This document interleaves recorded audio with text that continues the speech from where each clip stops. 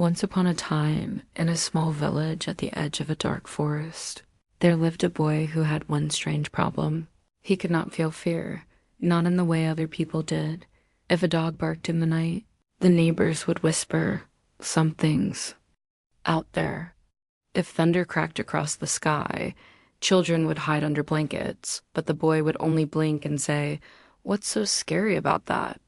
His father was a hard-working man and tried to teach him sense. "Listen," his father warned, "one day your lack of fear will get you into trouble." But the boy only shrugged. "Father, I wish I knew what fear felt like. Everyone talks about it, but I don't understand."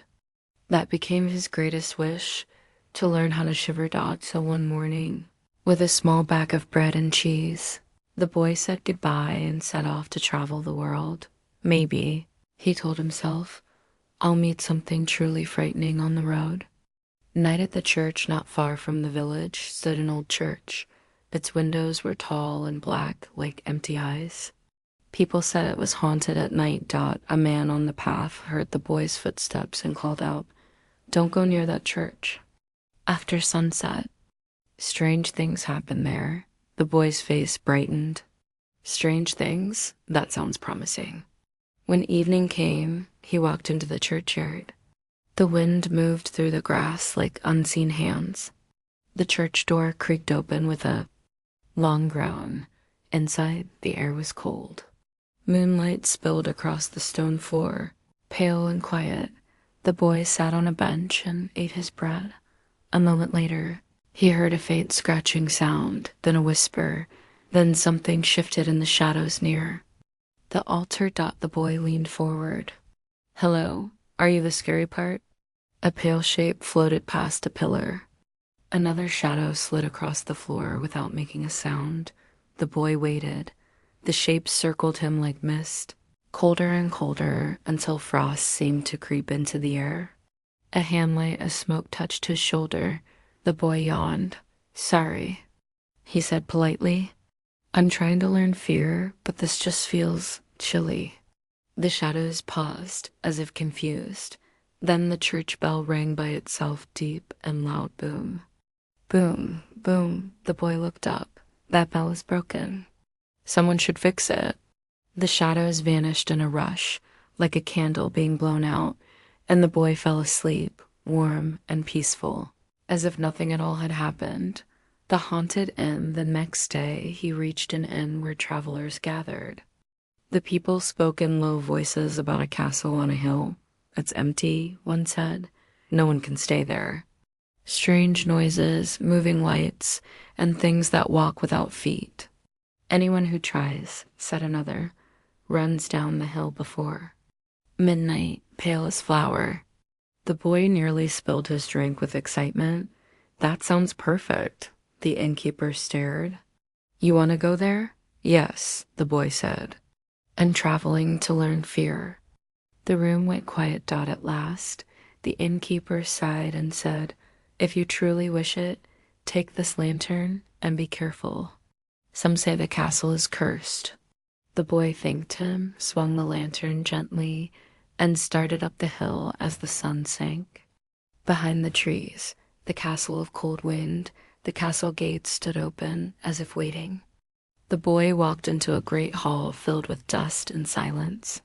His lantern light trembled across old tapestries and broken chairs. "All right," he announced to the darkness. "I'm here. Teach me fear." A gust of wind slammed a door somewhere. Above, the sound echoed like a giant's footsteps. The boy climbed to a room with a fireplace and stacked wood he found nearby. Soon, a fire crackled and warmed the stone walls. He sat down to eat the rest of his cheese. That was when he heard it. A clunk in the chimney, then another. Clunk, clunk, clunk. Something dropped into the fireplace, first one shape, then another tumbling out as if falling through a tunnel. The boy jumped up, startled for half a second, then tilted his head. In the firelight, the shapes looked like pale figures made of shadow and smoke. Their limbs were stiff. Their faces were blank and cold. They gathered near the flames, shivering. Brr. One of them groaned. Brr. Said another dot. The boy frowned. If you're cold, just come closer to the fire. They shuffled forward, but got too close, and the heat made them hiss and back away. The boy sighed like an older brother dealing with foolish children. Here, he said, and pulled them back a little. Not too close. You'll scorch yourselves. The figures stared at him, as if they couldn't believe his calm voice. Then they began to play a strange game, rolling bones and pieces of stone across the floor like dice. Do you want to play? One asked in a hollow voice. The boy grinned. Of course. They played. The stones clicked. The wind moaned outside. The figures leaned in closer and closer. At last, one figure reached out and placed a hand on the boy's neck. The hand was freezing, like touching winter itself. The boy shivered. His eyes widened. Wait, he whispered. That felt like something. The figures froze. The boy rubbed his arms, excited. Was that fear or just cold? The figures seemed annoyed, as if their best trick had failed. They rose as one, taller in the shadows, and their faces twisted like smoke. The lantern flickered. The fire snapped. The room grew darker and darker, and a heavy pressure filled the air. The boy swallowed.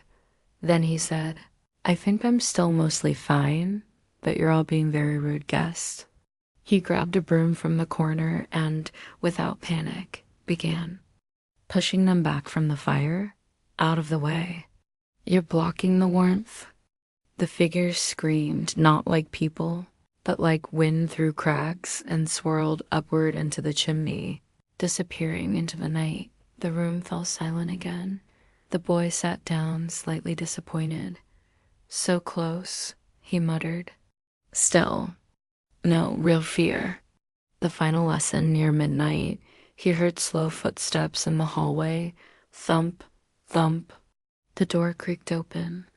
A tall, dark figure entered, wrapped in a cloak, face hidden. The air around it felt heavier than stone. The boy's heart beat faster. The figure raised a hand and pointed at the floor. The stones began to shake. The walls seemed to breathe. Even the fire leaned away. As if frightened, the boy stood very still. For the first time in his life, his stomach tightened and his skin tingled. Not from cold, something deeper. His voice came out smaller than before. Are you the one who teaches fear? The cloaked figure nodded once. The boy waited. The silence pressed on him like a weight. Then, without warning, the figure swept its cloak aside. But under the cloak was not a monster with teeth or claws. It was a simple human face, stern and tired, like an old caretaker. The man held up a small bundle of straw. The boy blinked. Straw? The man's mouth curved into a thin smile. He took the straw and very carefully dropped it down the back of the boy's shirt. The straw slid along his spine like a crawling insect. The boy yelped, jumped, and shook so hard his lantern nearly fell. Ah, he shouted. Something's moving on me. He twisted and danced, trying to get the straw out, his whole body shivering. The caretaker stepped back, satisfied. There, he said, now you know how to shiver. The boy panted, wide-eyed, and started laughing, half from relief, half from shock. So that's what it is, he said. Fear is that terrible, creepy feeling. The caretaker nodded. Sometimes fear isn't a giant monster. Sometimes it's a tiny thing you can't see right where you don't want it. The boy rubbed his arms again. I finally learned it. And from that night on, whenever people told scary stories, the boy listened carefully, not because he wanted to prove he was brave, but because he finally understood what everyone meant.